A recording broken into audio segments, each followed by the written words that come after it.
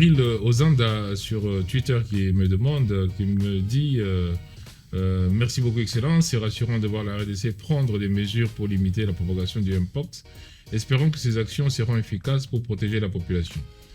Ben oui, Djibril, si on a compris comment évolue cette maladie, comment elle se contamine, ces actions sont vraiment utiles et ça protège la population.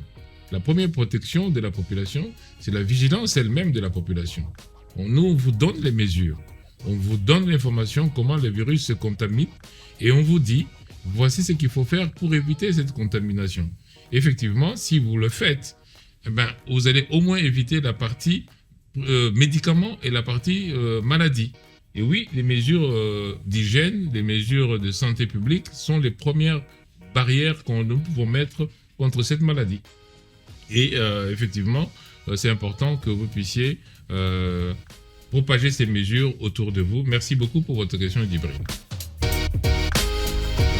Oui, il y a la mystique qui me pose la question, qui dit « Très bien, Excellence, mais les cas notifiés et dont les échantillons sont envoyés au laboratoire demeurent sans suite dans la province du Haut-Lomami. » Oui, la mystique, l'idée, effectivement, c'est que la population, chacun, comme vous, décidiez, effectivement, de nous tenir informés des choses qui peuvent être améliorées au niveau de notre système de santé. Oui, nous avons effectivement des laboratoires qui sont déployés partout, qui doivent fonctionner avec un certain rythme, avec un certain des normes. Mais si la population nous alerte sur des dysfonctionnements, ben nous intervenons. Mais soyez rassurés que les échantillons qui sont prélevés sont en principe tous bien analysés. Il peut arriver que les délais de laboratoire soient plus longs que les délais que on peut attendre de manière générale. Nous avons aussi parfois des difficultés avec le transport pour que les échantillons arrivent à temps réel. Mais soyez rassurés que nous suivrons le cas précis du Haut-Lomami pour savoir est-ce qu'il y a un dysfonctionnement ou c'est dans le fonctionnement normal avec un timing que vous estimez peut-être plus long qu'il ne l'est réellement. Merci beaucoup.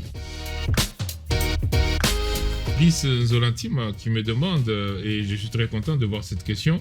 Excellence, je vous salue. J'ai eu peur d'accoucher dans les hôpitaux liés à la maternité gratuite à cause du manque de prise en charge correcte des femmes enceintes, sachant que j'avais une prééclampsie. Quelles sont les mesures prises pour cela? Veuillez tenir compte de mon cas. Merci Madame Iris, on tient vraiment compte de votre cas, mais on tient compte des cas, effectivement, de grossesse à risque. Et c'est pour cela que nos centres de santé sont classés par niveau. Le niveau au centre de santé primaire, ça c'est le niveau de grossesse normale. Le niveau au hôpital secondaire, ça c'est pour les grossesses avec faible risque. Mais les hôpitaux tertiaires, ce sont des hôpitaux pour les grossesses comme la vôtre, avec une prééclampsie, c'est-à-dire grossesse avec risque important. Mais même à ce niveau-là, la prise en charge est toujours gratuite. Que vous alliez en Ngaliema, que vous alliez à Montcollet, que vous alliez aux cliniques universitaires, eh bien, ces hôpitaux-là sont des hôpitaux qui prennent en charge gratuitement. La gratuité, ça ne veut pas dire la baisse de la qualité. La gratuité, ça veut dire faciliter l'accès des mamans au service. Mais nous payons. Ce n'est pas gratuit pour vous, madame. C'est gratuit parce que vous ne payez pas directement, mais sachez que derrière, nous payons. Et nous payons pour que vous soyez pris en charge correctement.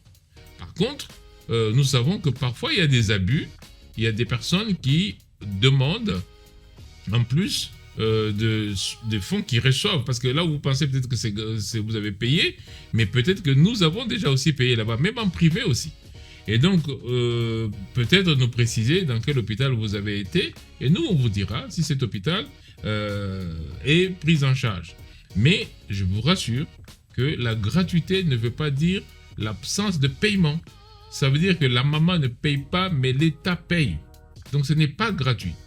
Et donc soyez rassurés que votre cas est pris en compte parce que nous avons, comme je l'ai dit au début, classé les hôpitaux. Et les hôpitaux tertiaires, c'est pour votre cas. Merci beaucoup, madame.